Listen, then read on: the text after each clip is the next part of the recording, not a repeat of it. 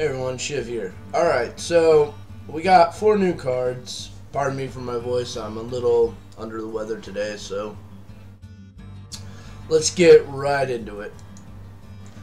Alright, we got the Argent Watchman. It's a 2-mana 2/4, can't attack. Inspire can attack as normal this turn. One, the way they have this text laid out looks really, really wrong, but what it should be is like the can't attack should be at the very, very top, and then, you know, bracket space down, and then do that. But no, okay, whatever. I'm nitpicking at this point. Would I play this? Nope. And here's why. I'm going to play a minion that can only attack when I use my hero power. So that means that every turn that this minion now is costing me an extra 2. That's horrible value, any way you look at it. Now somebody would say, well, yeah, but I mean, you don't have to do that. You could just taunt it up. Right, okay. Why wouldn't I play an Ancient Watcher instead? No, I don't like this one. I don't think it's very good. But, you know, hey, that's just me.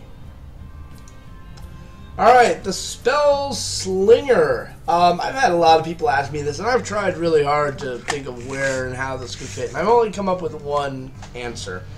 And it's not even a really good answer. It's Tempo Mage, alright? So, in Tempo Mage, your turn 3 is never Flame Waker. Unless you already have a Sorcerer's Apprentice already on the board, and you have some 1-drop spells already in hand. And even then, probably not. So, what Spellslinger does is another interesting little concept here. You can play this 3, or you can coin this out turn 2, which actually it's a pretty solid play. You'll get a huge tempo boost, because it's 3/4, it's not easy to deal with. You'll get a spell, but the downside is your opponents get a spell. They might get an instant answer for this. They might get an answer that will wreck you all day long. We've seen this happen with these RNG things, alright? So, is it good? Well, inherently, if you're playing this in a Tempo Mage, that spell is always going to be more beneficial to you than it is going to be to your other opponent. So for that, I'm going to say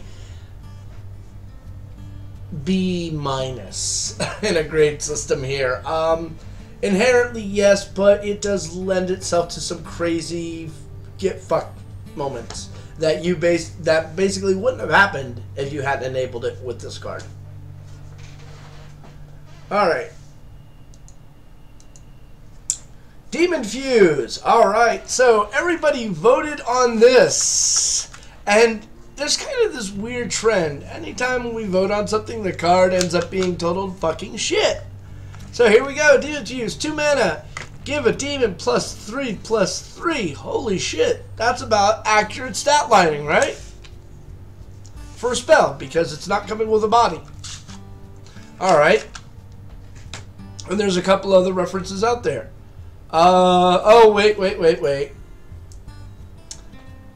Give your opponent a mana crystal. So, I have to ramp you up just for that extra +1/+1? Yeah, Blizzard. It's literally, for an extra +1/+1, I have to give my opponent a crystal. Not worth at all. Fuck off. I would never play this card, even in a demon deck. And that's the other thing. It's demon specific. It is so tailored to one little thing, which, by the way, you need more of. True fact. That I wouldn't use it. This is also going to be a dead card from Spellslinger 99% of the time when you get this. It's going to be something that, you know, you play Nefarian, you could possibly get this and you're going to go, what the fuck is this shit? Thoughtsteal? What the I mean, you won't ever have to worry about it here with Thoughtsteal, but you know, Nefarian and the Spellslinger, yeah, definitely. These are going to be those cards against, you know, people are going to go, fuck off. It's a bad card. It really is a bad card, guys. I can't even justify it in any way, shape, or form. Maybe it's like if it's used in combination turn 10. Alright. So, let's see. Everybody's already up to 10 mana, so giving the mana crystal doesn't matter at all. Okay. So, what demon are you going to give this to on that late of a curve? Mal'Ganis? Alright. So, Mal'Ganis now is a 12-10. That still dies to BGH. GG. Oh, you want to give it to Imp Gang Boss? Okay. So, that takes him up to a 5-7. Which actually, at that late in the curve, makes a little bit more sense. It's a 5-7 that, as it takes damage, spawns out more little imps. That could be kind of interesting, followed up by Mal'Ganis on the back end. That's about the only scenario I have thought of that where this works somewhat. Because there's no way in hell you can guarantee ever get Doomguard down, then play this. Because I know that's like the Magical Fairy Christmas Land thing there, because that's an 8-10 with charge, which, you know... Woohoo! Alright, but other than that, all in all, I think the card is pretty shit. It really is. Alright. And last but not least, the Argent Horse Rider. 3 mana, 2/1, Divine Shield and Charge. I looked at this, I said, hey, you know what? Aggro Pally would really like that. And then, I thought of something. Why would I play this over, say, Bluegill Warrior? Oh, because it comes with Divine Shield. Right. How often is that relevant? The only time this is relevant is when you're adding a buff to it. Mind you, it's not hard to deal with Divine Shield at all. So, the turn 4, this plus, you know... Blessing of Might could really be interesting. I don't know. It kind of feels like not that great of a card. Sure, it's interesting. Sure, it's got charge, and that opens up some possible combo things. But let's be honest. It's not that great. There's a reason why Argent Commander faded from play. And because that's the same reason I'm going to say this, not so much going to... I mean, I might be wrong. It is relatively low enough cost at 3, but I mean, here's the thing. Are you going to play this over Wolf Rider in an aggro deck? No, sir. Are you going to play this over Arcane Golem? Nope. Why?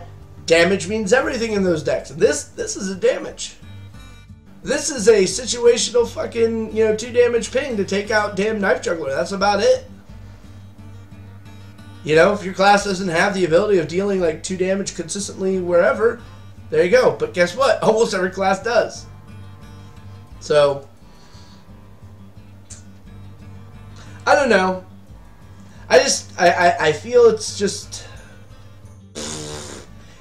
It's not a horrible card, but I got a feeling it's going to be a very unplayed card. Maybe in Arena this might see some value, but for myself in Constructed, no. Anyway, so that's all of the cards. They weren't all that great this time around. But hey, you're going to get cards in waves, and some are going to be really good, some are going to be really bad. That's just the way sets work.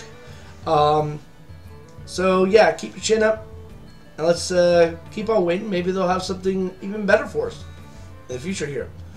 Till then, this is Shiv saying, if you like these videos, please like and subscribe.